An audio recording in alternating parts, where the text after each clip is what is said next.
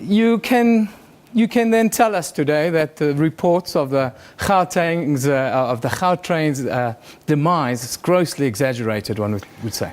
Yeah, indeed. Eben, I'm pleased to say it's business as normal, absolutely as normal on the Gautrain. As you know, this is a massive infrastructure project which is backed by the Gauteng provincial government and further than that by the National Treasury. And I can tell you that the financial model of the Gautrain has been set years ago, and it has been projected going forward for many years as well.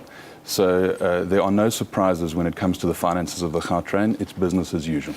So the reports were maybe a little bit ill-informed if you look at the bigger picture. Would that be accurate? Yeah, Eben, perhaps I can just give you a bit of a context so that listeners can understand a little bit about how these things fit together. Yeah. As you know, the Gautrain is a public-private partnership. So it was a vision that the government came up with, and the private sector has implemented that vision. Now, I've done a little bit of research looking at comparable railway systems around the world. I looked at 61 different systems. Yeah. And interestingly enough, only 6 out of those 61 are profitable in their own right. Okay? So for argument's sake, all 6 of those 61 happen to be in the Far East. The Osaka Metro, Yeah. Tokyo Metro, Hong Kong. Now, the Tokyo Metro carries 3.2 billion passengers a year. Yeah. To give you a sense, the Gautrain carries about 1/300th of that. Yeah. This year we'll carry about 14 million passengers a year. So one asks oneself, why isn't the Gautrain profitable? And the answer is quite simply, we're nowhere near the order of magnitude of passenger throughput in order to make it profitable. That doesn't mean, though, that there's a problem. Yeah. The London Underground only covers 50% of its operating costs. So what do we do now? Shut down the London Underground? Absolutely. I mean, it's ludicrous. Yeah. The point I'm coming to, Eben, is that projects like this are important enablers to the greater economy. Yeah. Can you imagine shutting down the London Underground, the effect that would have on London and the whole sub-region in a very short space of time?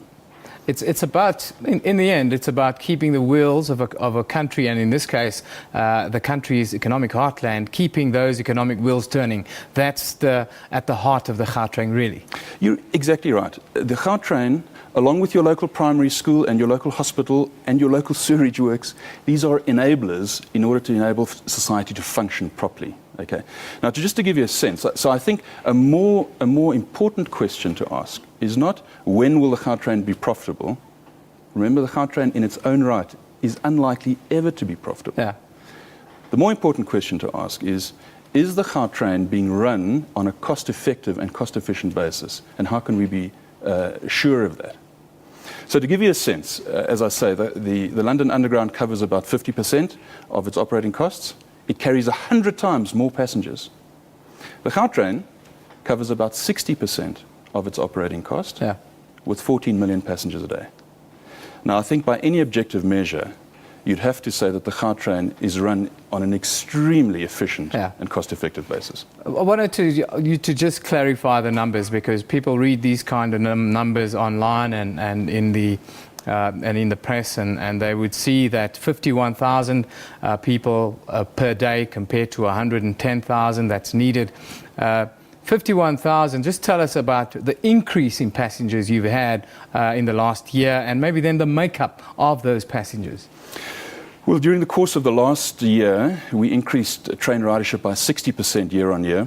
This current year, we'll probably increase it by 30% year on year.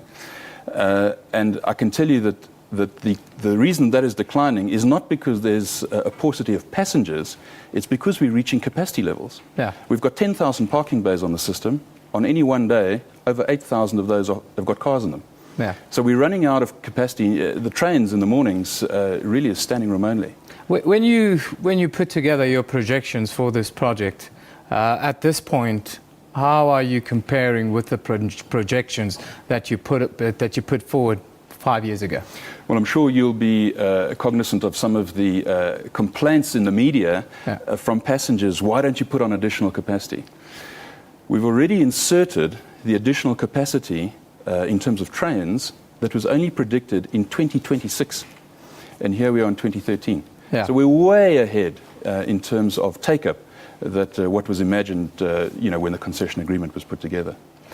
I want to talk about the expansion of the Gautrain. You guys announced last month plans to greatly expand the train's routes, opening stations that will reach Soweto, to Mamelodi in Pretoria. Are those plans in place, and what sort of timeframes are we looking at? Well, again, that is a strategy being rolled out by the provincial government, and it comes from an understanding, as I say, that you can't grow big functional cities without efficient public transport.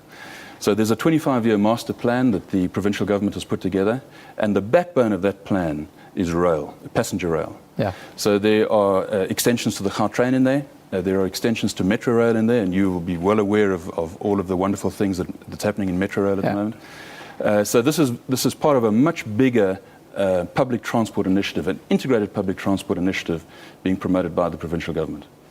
Do you have any plans to maybe have the train run at night and get people into the cities at night as part of a rejuvenation scenario with the nightlife? Johannesburg is really starting to buzz at night.